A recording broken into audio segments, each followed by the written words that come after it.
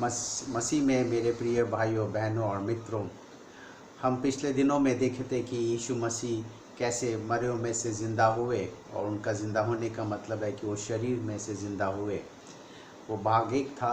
आज हम भाग दो में इस बात को देखेंगे कि यीशु मसीह के मरे हुए में से ज़िंदा होने का मुख्य रूप से तीन महत्वपूर्ण क्या अर्थ है, उसका क्या मतलब निकलता है, तो हमारे जीवन में उसको हम कैसे लागू करेंगे, इन बातों को हम देखेंगे। मुख्य तौर पर तीन बातों को।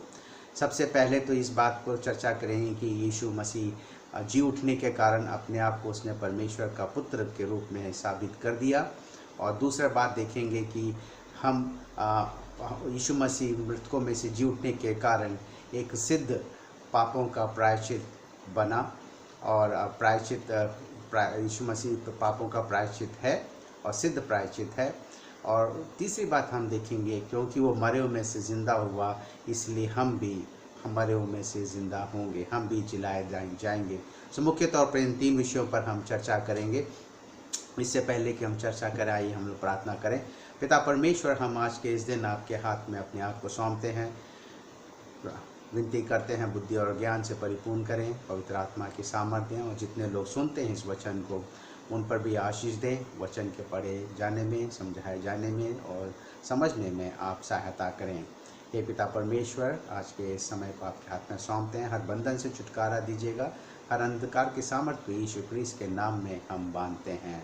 पिता परमेश्वर, धन्यवाद देते हैं, आपने हमारी प्रार्थना को सुना, और ये प्रार्थना हम यीशु मसीह के पवित्र नाम में मांगते हैं, आमीन। हम आज के विषय में हम चर्चा करेंगे। पहला विषय जो है, यीशु मसीह मरे हुए में से जी उठने के कारण अपने आप को परमेश्वर का पुत्र के रूप में उसने साबित किया।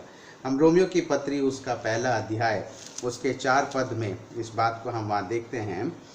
और पवित्रता की आत्मा के भाव से मरे हुए में से जी उठने के कारण सामर्थ्य के साथ परमेश्वर का पुत्र ठहरा।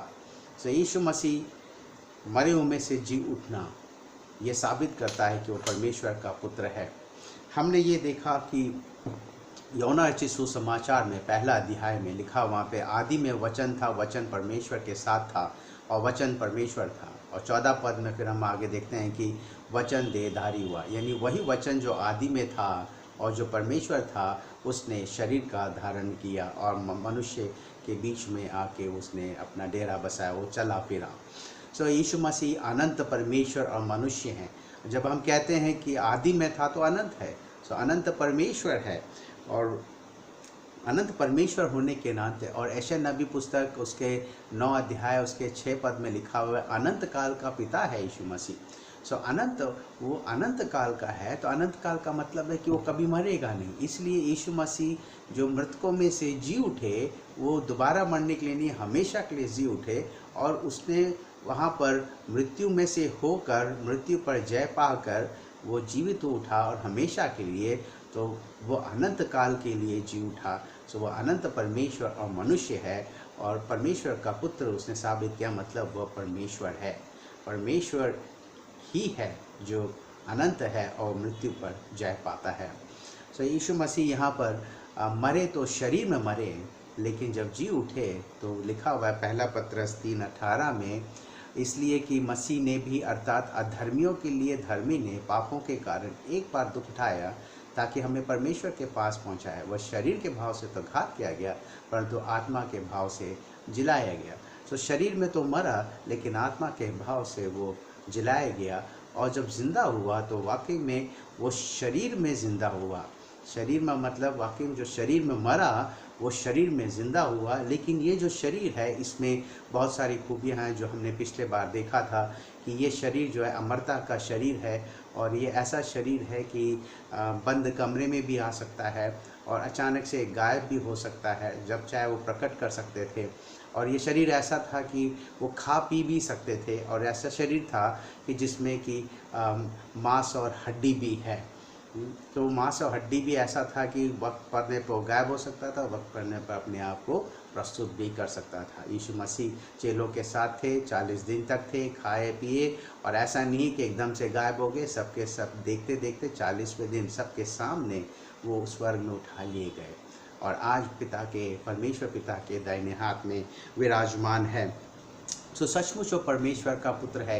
इवन क्रूस पर मरते हुए भी जो सूबेदार उसको देख रहा था, जिसका वर्णन हम मरकुस रचित सुसमाचार 15 अध्याय उसका 39 पद में पढ़ते हैं, और 15 अध्याय और उसका 39 में वहाँ पर लिखा हुआ है, उसने सूबेदार ने कहा सचमुच ये परमेश्वर का पुत्र है। जिस तरह से क्रूस पर यीशु मसीह ने चिल्लाकर प्राण दिया, और उस वक्त चिल्लाने का मतलब है कि कोई किसी की बस की बात नहीं है। जो 39 कोड़े खाए हो, जिसका कि चमड़ा उधड़ गया हो, लहूलुहान हो गया हो, और उसके बाद जो उसके कील टोक कर क्रूस पर लटका दिया गया हो, वो भी 3 घंटे तक सांस घुटने के कारण जिसको तकलीफ़ सहना पड़ा, पूरा उसको दर्द से सहना पड़ा। वाकई शरीर में उसने पूरा दर्द उसने सहा, और उस दर्दनाक समय में भी वो लहूलुहान हो गया, सब बह गया। उसके बाद भी अगर कोई वो तो मूर्छित हो जाएगा इंसान तो लेकिन यहाँ पर यीशु मसीह ने जब चिल्लाकर प्राण दिया, सूबेदार देखकर हैरान हो गया, कहा सचमुच ये परमेश्वर का पुत्र है, जो इतना बर्दाश्त किया और दर्द को सहा उसने, वो केवल हमारे और आपके लिए, हमारे और आपके पापों के लिए उसने दर्द को सहा। तो यीशु मसीह क्रूस पर एक दर्दनाक मौत सहते हुए भी, उस दुख में भी उसने चिल्लाकर उसने जो कहा, अपना प्राण जो सौंपा, उसमें लिखा हुआ है मरकुस 15 उसका 39, उसमें अगर हम पढ़ेंगे तो उस बात को वहाँ पर देखेंगे कि कैसे उसने चिल्लाकर अपना प्राण को त्यागा। लिखा मरकुस 15:39 में, जो सूबेदार उसके सामने खड़ा था जब उसे यूं चिल्लाकर प्राण छोड़ते हुए देखा तो उसने कहा सचमुच ये मनुष्य परमेश्वर का पुत्र था। यीशु मसीह जो मनुष्य है, शरीर में है, वो परमेश्वर का पुत्र, अनंत परमेश्वर और मनुष्य है यीशु मसीह। उसने दुख उठाते हुए भी उसने अपने आप को परमेश्वर का पुत्र साबित कर दिया। जी उठने के बाद तो वो तो जरूर विजय हुआ, लेकिन दुख भी जो उसने उठाया वो कोई नहीं ऐसा उठा सकता था, केवल परमेश्वर का पुत्र ही उठा सकता था। और वो भी स्वयं अपनी इच्छा से उसने हमारे और आपके लिए उसने उठाया। यीशु मसीह ने अपने कार्यों के द्वारा भी सिद्ध किया कि वो परमेश्वर का पुत्र है।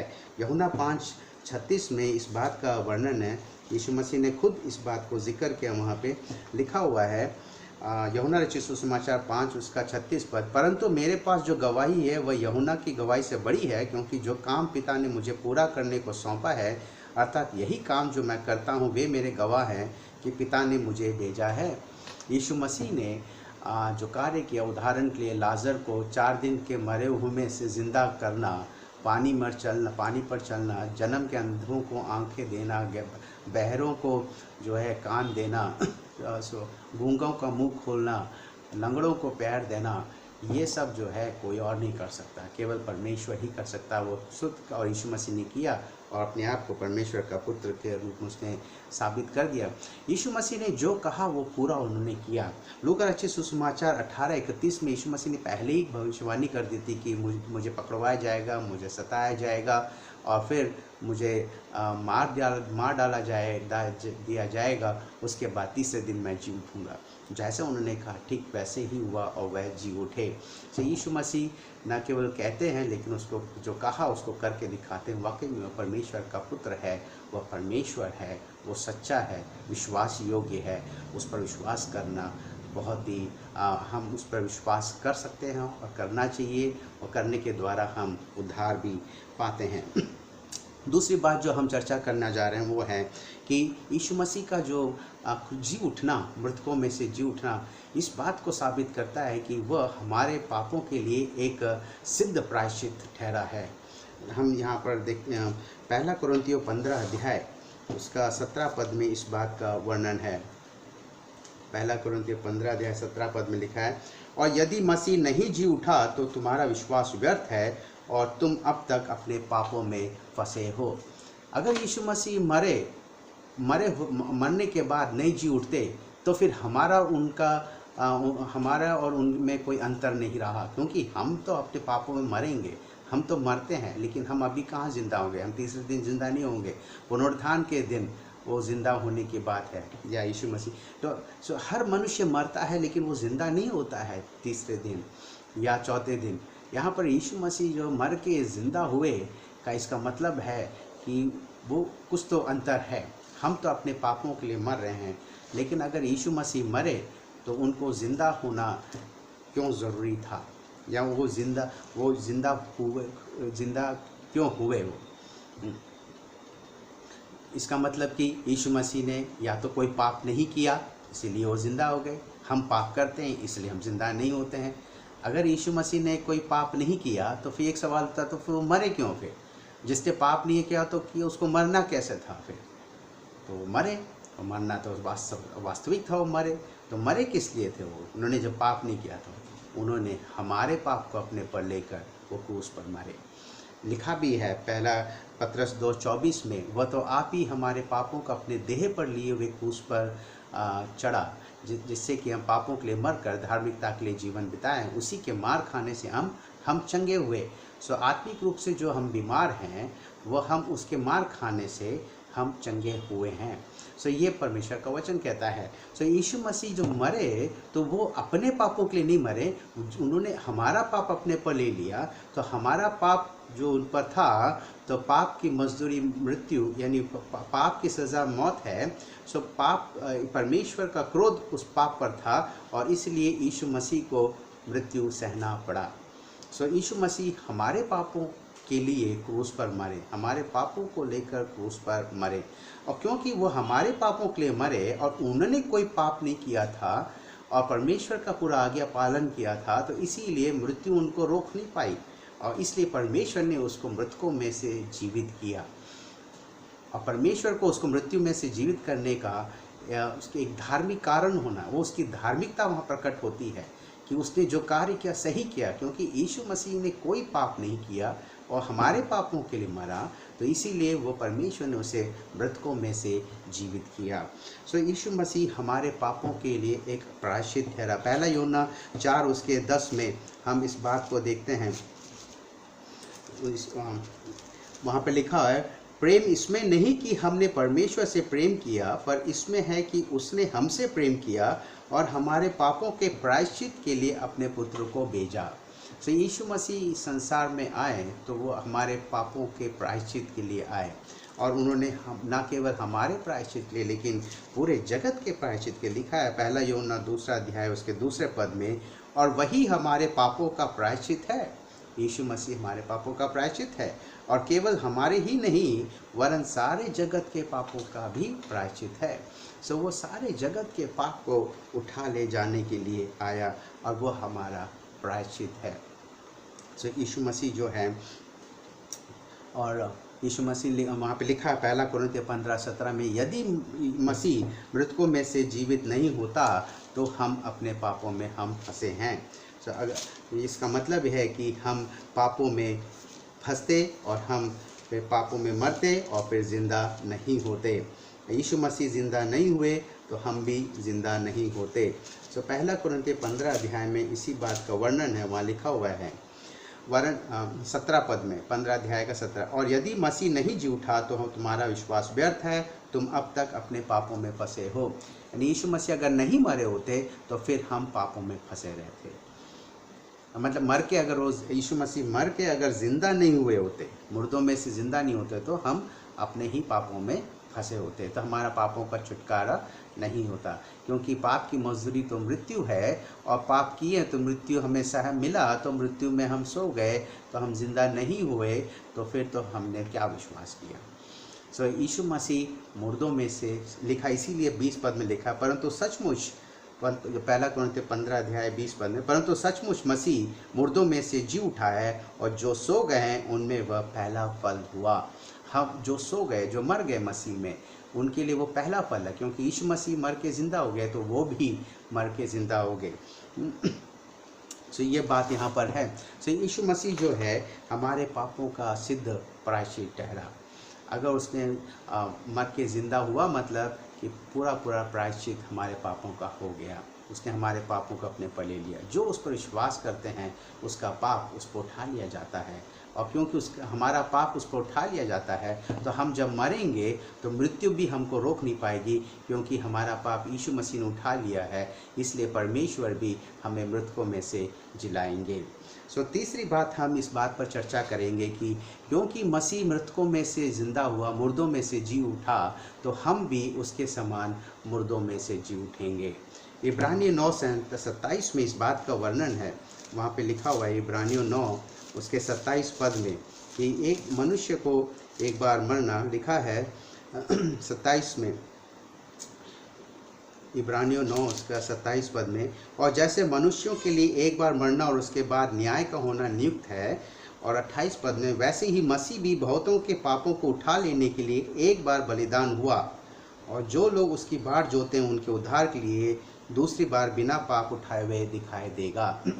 यीशु मसीह ने हमारे पापों को उठा लेने के लिए एक बार बलिदान दिया, और वो सिद्ध बलिदान इसलिए भी हुआ क्योंकि लिखा वो इब्रानियों 10 उसके 10 पद में हम वहाँ पर देखते हैं वो सिद्ध बलिदान के बारे में लिखा है, उसी इच्छा से हम यीशु मसीह की देह के एक ही बार बलिदान चढ़ाए जाने के द्वारा पवित्र किए गए हैं। उसका एक ही बार उसने बलिदान चढ़ाया, और एक बार जो उसने बलिदान चढ़ाया अपने देह में, उससे उसने हमारे पापों को उठा लिया और हमें पवित्र ठहराया। मतलब कि उसने हमें संसार में से अलग, संसार हमारे पापों को धोकर शुद्ध करके उस संसार से उसने अलग किया, उसने चुन लिया। 12 पद में लिखा है इब्रानियों 10 के 12 पद में, परंतु ये व्यक्ति तो पापों के बदले एक ही बलिदान सर्वदा के लिए चढ़ाकर परमेश्वर के दाहिने जा बैठा। पापों के लिए उसने, हमारे पापों के लिए उसने बलिदान दिया, और उसने एक ही बार दिया, बार बार नहीं देगा, और वो बलिदान उसने सर्वदा के लिए दे दिया, और परमेश्वर के दाहिने ओर जाकर बैठा। 14 पद में फिर हम देखते हैं, क्योंकि उसने एक ही चढ़ावे के द्वारा उन्हें जो पवित्र किए जाते हैं सर्वदा के लिए सिद्ध कर दिया। उसने एक ही बलिदान दिया, उसी बलिदान के द्वारा हम जो पवित्र किए गए हम सर्वदा के लिए सिद्ध कर दिए गए। यानी जो सिद्धता एक शर्त थी, लिखा है मत्ती 5:48 में, सिद्ध बनो क्योंकि तुम्हारा स्वर्गीय पिता सिद्ध है। तो वो सिद्धता एक शर्त है हमें परमेश्वर के पास जाने के लिए, स्वर्ग में जाने के लिए, अनंत जीवन पाने के लिए। वो कभी हम अपने मानवीय प्रयासों से कभी सिद्ध नहीं हो सकते हैं। वो परमेश्वर ने खुद अपने प्रयास के द्वारा यीशु मसीह को भेजकर हमको उसके बलिदान के द्वारा हमें सिद्ध ठहरा रहा है। वो भी कब तक? सर्वदा के लिए सिद्ध। जो उस पर विश्वास करते हैं वो सर्वदा के लिए सिद्ध ठहराए जाते हैं, क्योंकि विश्वास के द्वारा वो धर्मी ठहराए जाते हैं। धर्मी इसलिए ठहराए जाते हैं क्योंकि विश्वास के द्वारा यीशु का लहू उनके पापों को शुद्ध करता है, उनके पाप धुल जाते हैं, वो पूरी तरह से पापों की क्षमा पाते हैं। तीसरा कारण जो हम देख रहे थे वो कि क्योंकि यीशु मसीह मरा तो हम भी जिंदा होंगे।